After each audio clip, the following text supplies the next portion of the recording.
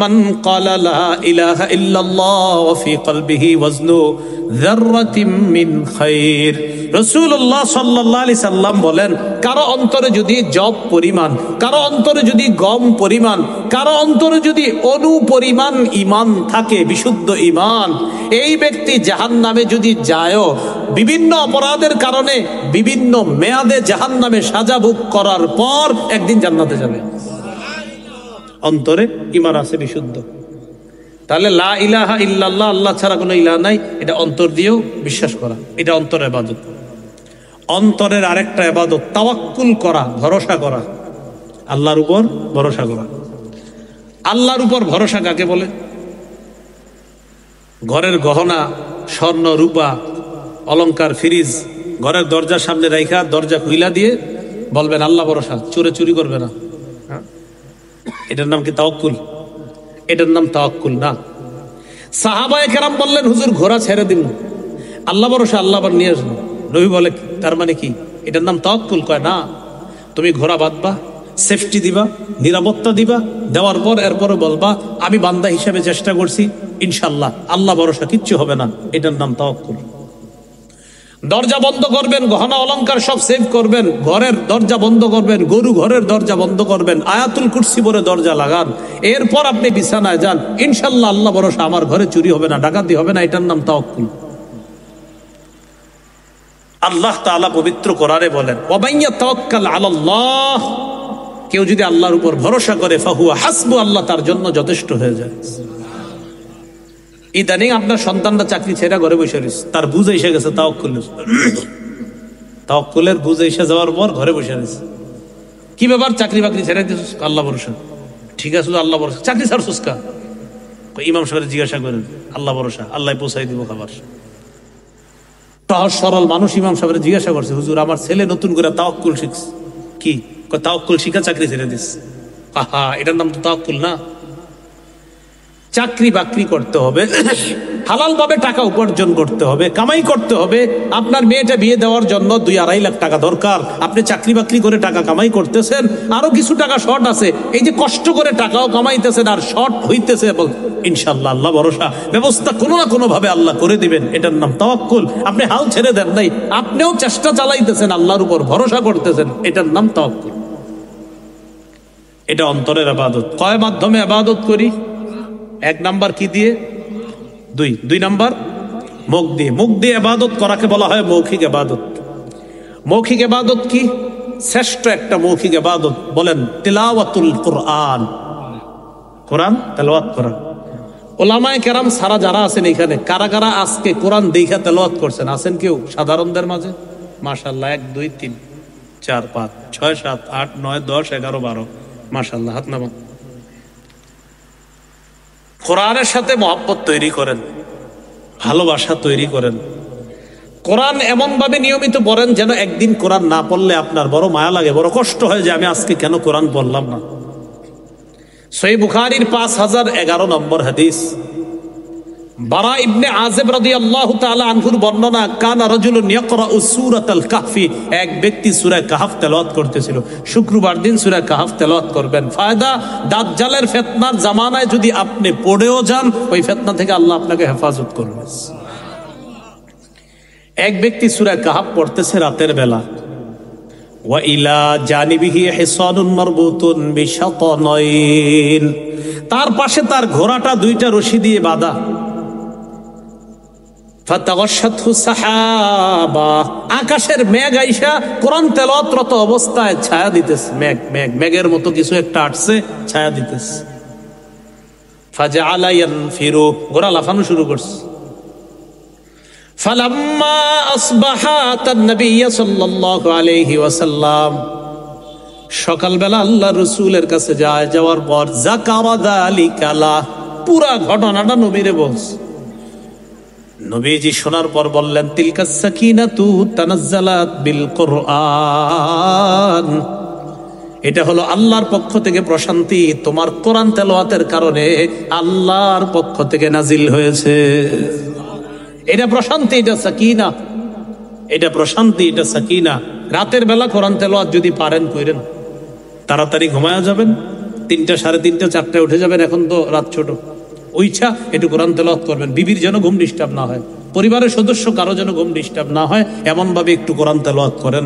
আপনি কোরআন তেলাওয়াত যখন করবেন, এটা তো বুখারীর বর্ণনা বললাম, মুসলিমের বর্ণনা অনুযায়ী আল্লাহর ফেরেশতারা আয়েশা কান পেতে মনোযোগ সহকারে আপনার তেলাওয়াত শুনবে।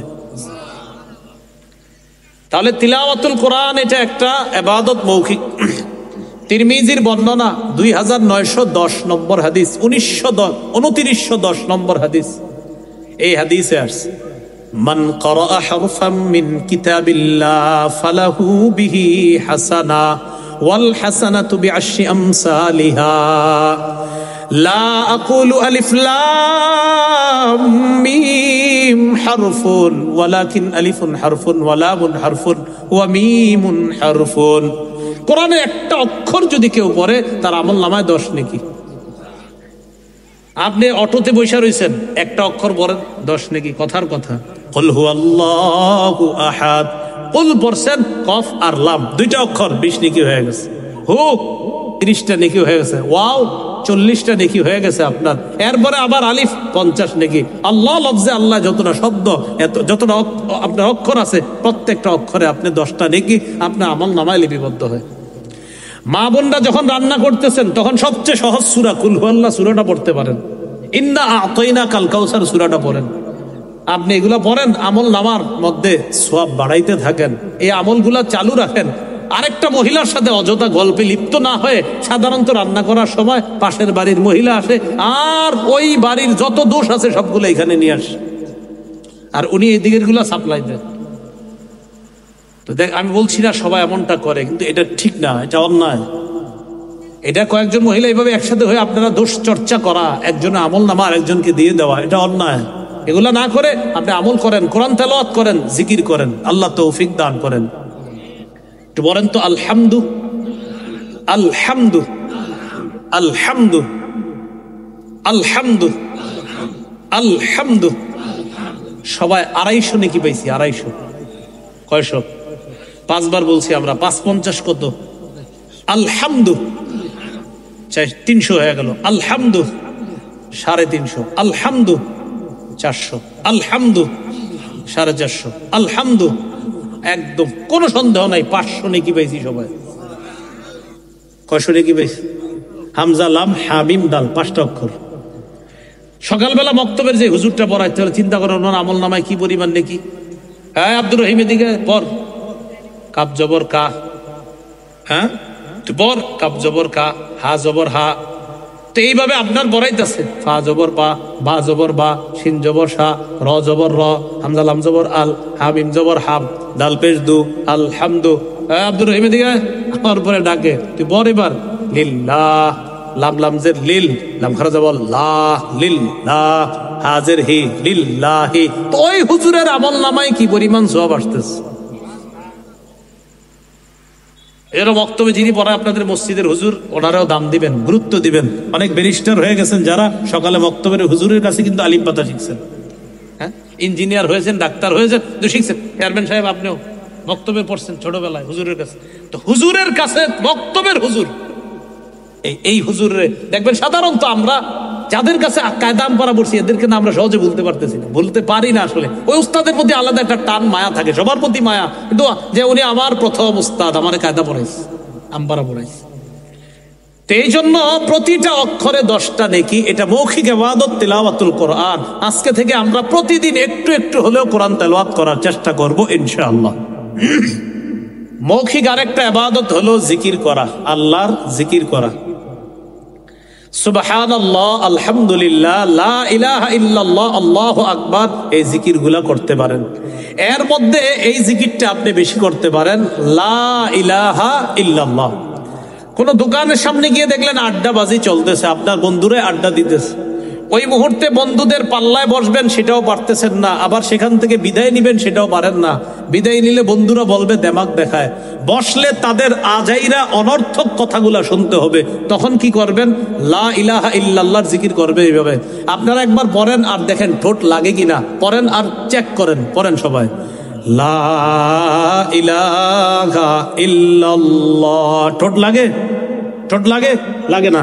সুবহানাল্লাহ বললে ঠোঁট লাগে, আলহামদুলিল্লাহ বললে ঠোঁট লাগে, আল্লাহু আকবারে ঠোঁট লাগে, লা ইলাহা ইল্লাল্লাহ ঠোঁট লাগে না। বন্ধুদের মজলিসে বসলে অনর্থক কথা শুনতে হবে, উঠলে ওরা আবার দেমাগই বলবে, কি করবেন তখন? হা করে লা ইলাহা ইল্লাল্লাহ, লা ইলাহা ইল্লাল্লাহ। বন্ধুরা ভাববে আমগো কথা মন দিয়ে শুনতেছে। আল্লাহ রাসূল বলেন, ইল্লা ফুতিহাত লাহু আবওয়াবুস সাবা হাত্তা তুফজিয়া ইলাল আরশ, আসমানের সবগুলা দরজা খুলে দেওয়া হয়েছে তার লা ইলাহা ইল্লাল্লাহ যেন আরশ পর্যন্ত পৌঁছে যায়। এটা একটা টেকনিক, অনর্থক মজলিস এড়ানো টেকনিক। যখন দেখবেন যে বৈশা রইছেন আবার উঠতেও পারেন না, তখন এমনি থাকবেন। হ্যাঁ ভাববে কি আমগো কথা তো মন দিয়ে শুনতেছে, আসলে তো আপনি লা ইলাহা ইল্লাল্লাহ জিকির করতেছেন। লা ইলাহা ইল্লাল্লাহ পড়লে ঠোঁট লাগে না, তো আপনি হা করে আছেন। এরা ভাববে কত কিছু বলে না, সুবহানাল্লাহ বললে ধরা খেয়ে যাবেন, আলহামদুলিল্লাহ বললেও ঠোঁট লেগে যাবে, আল্লাহু আকবার বললেও ঠোঁট লেগে যাবে। শুধুমাত্র লা ইলাহা ইল্লাল্লাহ যদি তখন বলেন, আপনার ঠোঁটও লাগবে না, ভাববে মন দিয়ে কথা শুনতেছে, আসলে তো আপনি আরশ পর্যন্ত লা ইলাহা ইল্লাল্লাহ পাঠাইতেছেন। আল্লাহ আমল করার তৌফিক দান করেন। এ হলো মৌখিক ইবাদত, জিকির করা। মৌখিক আরেকটা ইবাদত বলেন সত্য কথা বলা। কি কথা বলা? সত্য কথা বলা। একটু সবাই বলি, পারলে সদা সত্য কথা বলবো, না পারলে চুপ থাকবো, ভুলেও মিথ্যা কথা বলবো না। পারলে সত্য কথা বলবো, না পারলে আমি চুপ থাকবো, ঘুমায় থাকবো, কিন্তু মিথ্যা কথা বলবেন না। মা বোনরা বাচ্চাদেরকে অনেক সময় আদর করে ডাকে, আব্বু এদিকে আসো মজা দিব, মজা দিব, ডাইকা মজা দেয় না, মিথ্যা কথা। আমরা অনেক সময় অনেক বাচ্চাদেরকে ডাকি, এদিকে এদিকে মজা দিব, পকেটে হাত দিই, আসার পরে কিচ্ছু দেন না, এটা মিথ্যা কথা। আবু দাউদের বর্ণনা, রাসূল সাল্লাল্লাহু আলাইহি সাল্লাম এক সাহাবীর বাসায় গেছে, নাম আব্দুল্লাহ ইবনে আমির। এই আব্দুল্লাহ ইবনে আমিরকে তার আম্মা ডাক দিছে, আব্বু এদিকে আসো, তোমাকে কিছু দিব। নবীজি পর্দার আড়াল থেকে বললেন, এই তুমি তোমার ছেলেকে কি দিবা? তো তিনি বললেন, অতিহি তামার, হুজুর তাকে খেজুর দিব। নবীজি সাল্লাল্লাহু আলাইহি সাল্লাম বললেন, আসলে খেজুর দিবা? লাউলাম তুতিহি শাইআ, যদি তুমি তারে ডাকার পর কিছু না দিতা, আল্লাহর খাতায় তোমার নামে একটা মিথ্যা কথা লেখা হইতো। তাহলে এইভাবে আমরা হাসির ছলে মিথ্যা কথা বলবো না। অনেক সময় আমরা অনেক বড়দের সামনে বসি, বসার পর বড়রা বলে, আমার সাথে একটু খান আপনি, এই তুমিও খাও, এই ছেলে আসো তুমিও খাও, তুমিও খাও, আসেন আসেন আপনিও খান। তো চিন্তা করি হুজুরের সামনে কেমনে খাই, লজ্জা। তখন বলি কি, হঠাৎ এইভাবে একটা আপনার মুখস্থ বিদ্যা বলে দেয়, হুজুর খিদা নাই। আসলে খিদা আছে, খিদা রাইখা যদি বলেন খিদা নাই, মিথ্যা কথা। রাসূলুল্লাহ সাল্লাল্লাহু আলাইহি সাল্লাম বলেন, এক পেটে ক্ষুধার মিথ্যা একত্রিত হতে পারে না। আমার উম্মত খিদা রাইখা বলবে খিদা নাই, এটা মিথ্যা কথা। আমার উম্মত পেটের মধ্যে খিদাও রাখলো, আবার মিথ্যাও বললো, এক পেটে ক্ষুধার মিথ্যা একত্রিত হতে পারে না। এজন্য কোনো আল্লাহওয়ালা বুজুর্গ যদি খাইতে বলে, কখনো আমি যেটা করি সেটা আপনাদের সাথে শেয়ার করি। আমার যদি কেউ বলে খাবেন, আমি যদি বলি না, জিনাম খাবো না। যদি বলে কেন খাবেন না, মন চাইতেছে না। যদি বলে কেন খিদা নাই, যদি খিদা না থাকে বলি যে খিদা নাই, যদি খিদা থাকে তো বলি ভাই খিদা আছে, খাবো না। কি বলি? খিদা আছে, খাবো না। সব সোজা কথা।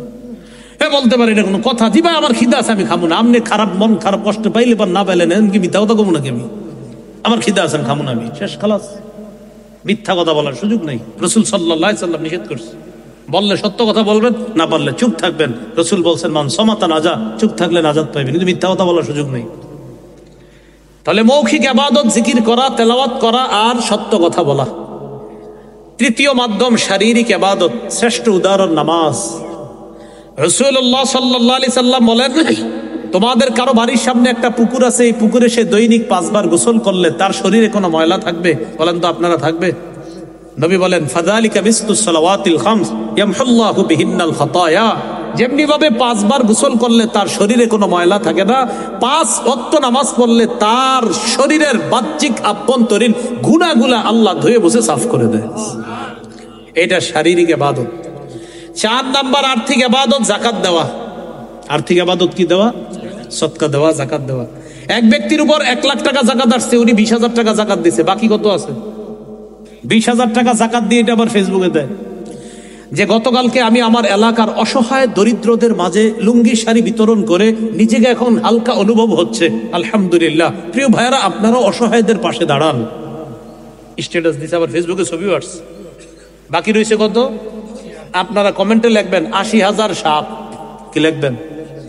বলবেন বাকি 80,000 সাপ, বাকি 80,000 কি সাহেব, সহিহ বুখারীর বর্ণনা, মান আতাহুল্লাহু মালা ফালাম ইউআদ্দি যাকাতা মুসিলা লাহু ইয়াউমাল কিয়ামাতি শুজাআন আকরা।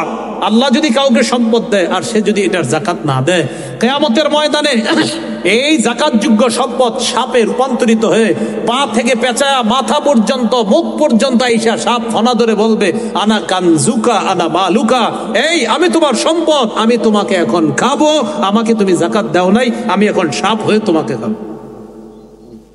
এটা আর্থিক ইবাদত, যাকাত দেওয়া। যারা অতীতের যাকাত দেন নাই, আপনারা দ্রুত এই পাশের রাজবাড়ি, পাংশা, রাজবাড়ির আশেপাশে বড় বড় মাদ্রাসার ওলামায়ে কেরামদের সাথে যোগাযোগ করেন, বৈশা অতীতের বকেয়া যাকাতগুলা কিভাবে দিতে হবে তাদের সাথে বৈশা হিসাব বের করে দিয়ে দেন। ভবিষ্যতের যাকাত যদি ফরজ হয় তাদের সাথে নিয়ম কানুন যাই না, যাকাতগুলা দিয়ে দিবেন। আল্লাহ তৌফিক দান করেন। 5 নাম্বার যেই মাধ্যমে ইবাদত করি সেটা হলো অর্থ এবং শরীর দিয়ে। অর্থ এবং শরীর দিয়ে যে ইবাদত, সেটা হলো লাখ লাখ হাজী সাহেবরা করতেছে। সেটা হলো আপনার হজ করা। হজ করতে টাকাও লাগে, শরীরও লাগে। হজ করা হলো আর্থিক এবং শারীরিক ইবাদত। সূরা আলী ইমরানের 97 নম্বর আয়াতে আল্লাহ বলেন, ওয়ালিল্লাহি আলান নাসি হিজ্জুল বাইতি মান ইসতাতা ইলাইহি সাবিলা। আল্লাহ যাদেরকে কাবা ঘর পর্যন্ত পৌঁছার সামর্থ্য দিয়েছে, প্রয়োজনের অতিরিক্ত সম্পদ, তারা কাবা ঘর পর্যন্ত পৌঁছার সামর্থ্য দিলে তাদের জন্য আল্লাহকে খুশি করার জন্য হজ করা ফরজ। হাদিসে কুদসিতে আল্লাহ বলেন, আমি যেই বান্দাকে শরীরটা সুস্থ রাখলাম আর তাকে আমি টাকা পয়সা দিলাম, এইভাবে যদি 5 বছর অতিবাহিত হয়, সে যদি হজে না আসে, লামাহরুম, সে কপাল পোড়া, সে হতভাগা, সে বঞ্চিত। হজ ফরজ হয়েছে 1 বছর যান না, আরেক বছর যান নাই, আরেক বছর যান নাই, আরেক বছর যান নাই, ওরে আমি এত টাকা দিলাম, 5 বছর হয়ে গেল হজে আসে না, লামাহরুম, সে বঞ্চিত। সে কি বঞ্চিত? আব্দুল্লাহ ইবনে ওমর রাদিয়াল্লাহু তাআলা আনহু বলেন যে রাসূলুল্লাহ সাল্লাল্লাহু আলাইহি সাল্লাম বলেছেন, ইসতামতিউ বিহাদাল বাইত, এই কাবা ঘরের মাধ্যমে তাড়াতাড়ি উপকার হাসিল করো। কদ হুদিমা মাররাতাইন, কাবা অতীতে 2 বার ধ্বংস করা হয়েছে। ওয়াইরফাউ ফিস সালিসা, তৃতীয়বার কাবা কিন্তু উঠিয়ে নেওয়া হবে।